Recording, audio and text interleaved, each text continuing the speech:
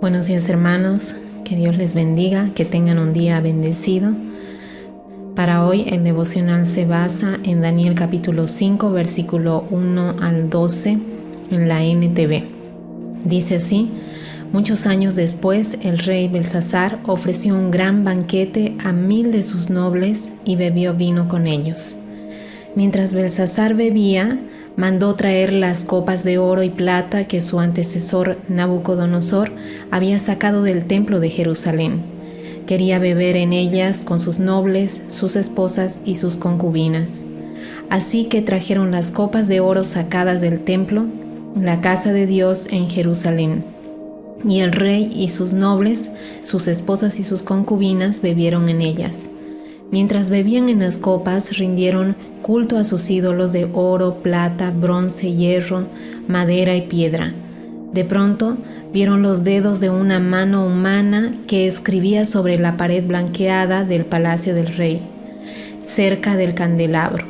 El propio rey vio la mano mientras escribía, y el rostro se le puso pálido del susto. Le temblaron las rodillas a causa del miedo y se le aflojaron las piernas.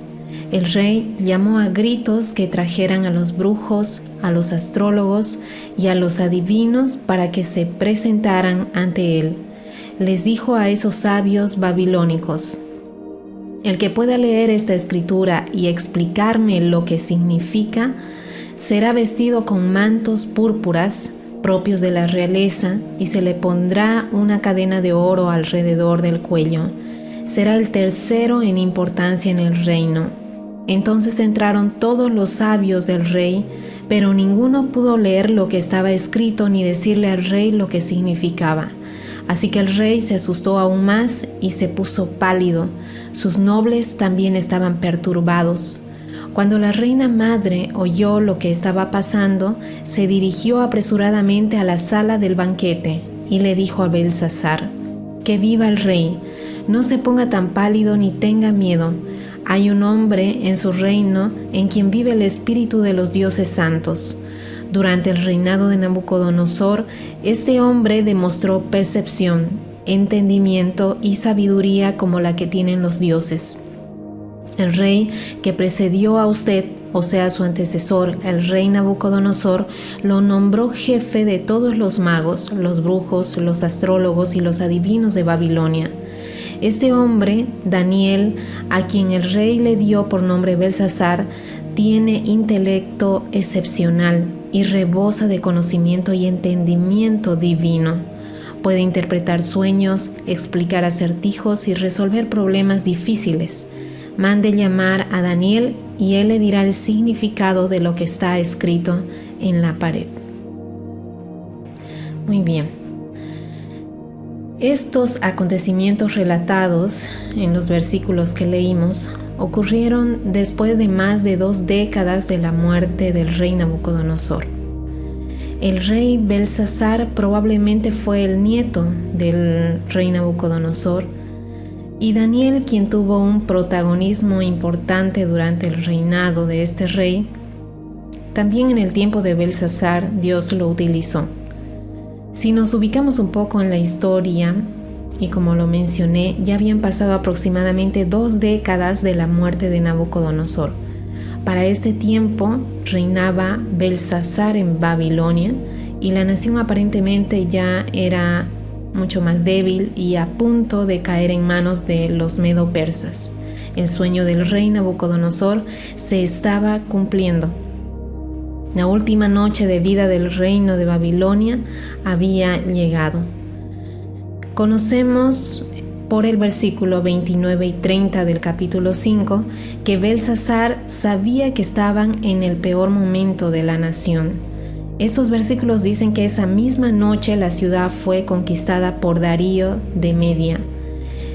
Belsasar organizó una gran fiesta con el propósito de acabar con los sentimientos de hundimiento y perdición, porque en ese mismo momento los ejércitos de Media y Persia mantenían un asedio firme sobre Babilonia.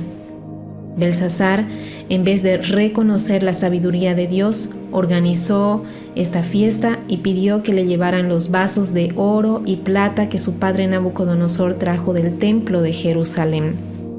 Y además de eso, dice la Biblia que alabaron a los dioses de oro y plata, de bronce, hierro, de madera y de piedra, en vez de buscar al Dios que era el dueño de los reinos del mundo.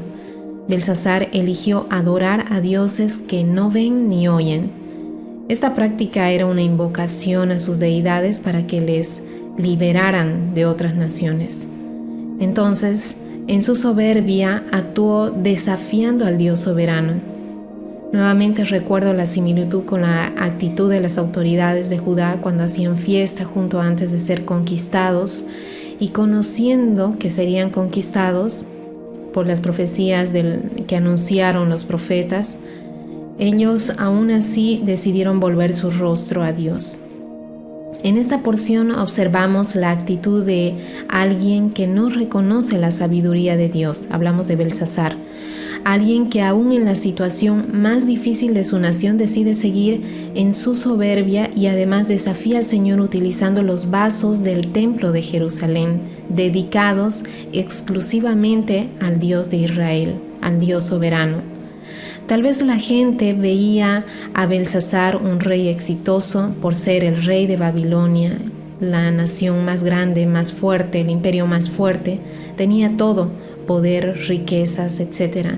Sin embargo, cuando él observa la mano en la pared escribiendo algo que él no podía entender, ni los príncipes, ni los magos y los astrólogos, dice la Biblia que se llenó de temor, que su rostro estaba pálido, no podía dejar de temblar. Todo el poder que tenía se redujo a nada. Comenzó a gritar desesperadamente por ayuda a alguien que pudiera ayudarle a interpretar este mensaje. Todo el poder, el dinero, las riquezas quedó en nada frente a la intervención de Dios. La actitud de Belsasar contrasta con la descripción que la reina hace de Daniel. Y lo que sorprende es que ella no era del pueblo de Dios, era una mujer pagana. Sin embargo, ella reconoce que Daniel era diferente a todos los demás magos, astrólogos y sabios que habían en Babilonia. Ella hace la siguiente descripción de Daniel. Dice que Daniel era un hombre en el cual mora el espíritu de los dioses santos. Claro, ella, porque era una mujer pagana y no podía describir exactamente.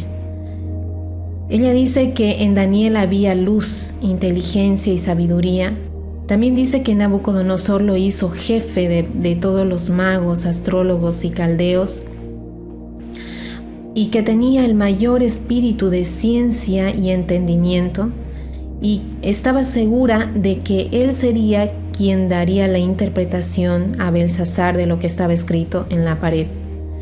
Daniel probablemente fue el segundo o el tercer hombre en cuanto a rango de autoridad en Babilonia. Él no buscaba el poder, él simplemente tenía la gracia de Dios en su vida y dependía de Dios. Él era diferente al resto, tanto que la reina describió a Daniel de una manera tan especial.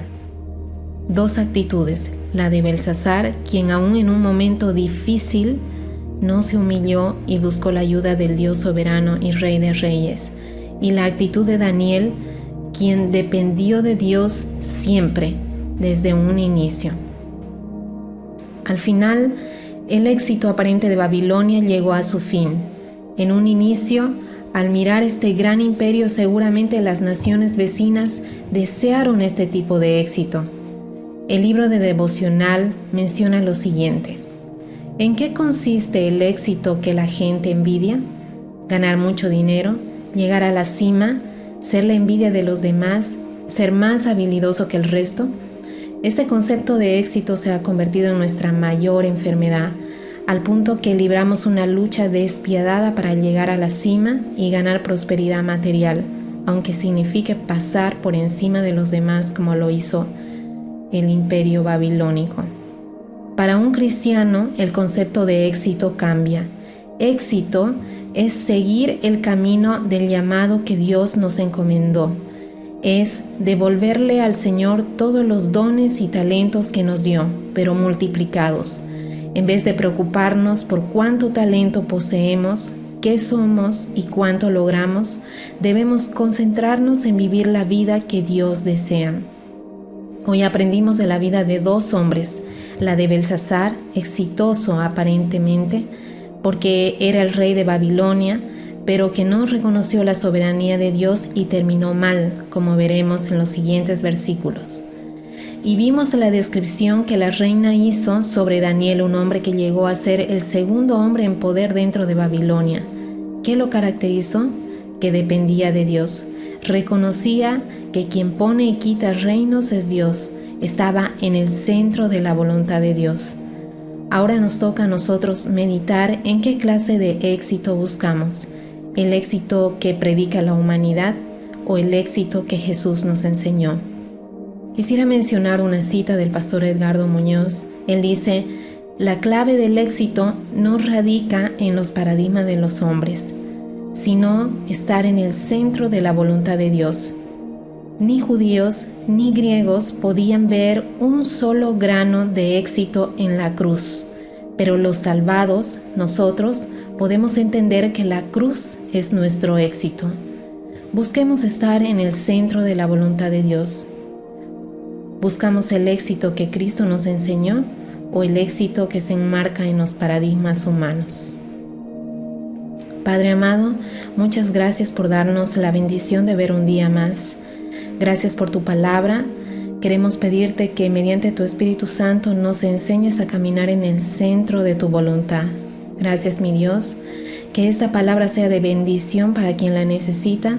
Y también quiero pedirte que si alguien está pasando por un momento difícil, pueda sentir tu abrazo allá donde se encuentre. Gracias, Señor Jesús. Amén.